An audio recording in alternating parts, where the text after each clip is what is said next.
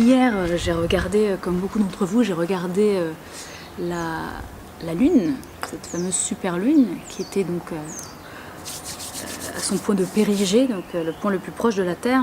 Et grâce à cette observation, eh bien c'est grâce à ce télescope, grâce à cette observation de la Lune hier, que j'ai pu sélectionner le prochain livre de lecture ensemble. Donc après Maria Montessori, écoutez, j'ai découvert le cratère, je ne sais pas si vous connaissez le cratère Tycho ou Tycho, je ne sais pas comment on dit. En tout cas, c'est un énorme cratère qui se trouve sur la Lune. Et la manière dont la Lune était orientée, en fait, j'ai tout de suite pointé le cratère Tycho, et en regardant la TYCHO, donc j'ai fait des calculs un petit peu ésotériques qui m'ont donné, alors je ne sais plus quel chiffre, en tout cas en comptant dans mon étagère de livres sur l'éducation, j'ai compté le nombre des livres de gauche à droite, et puis les colonnes en tournant autour du truc, enfin bref, voilà ce qui a été pioché.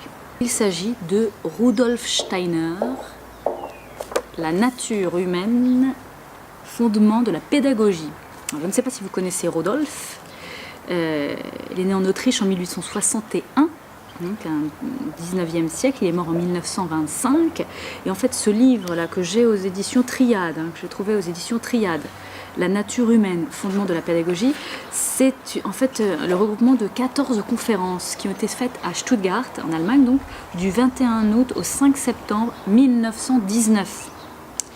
C'était à l'occasion de la fondation de l'école Waldorf, parce qu'en fait Steiner est un pédagogue entre autres, un philosophe, pédagogue, etc., etc., etc.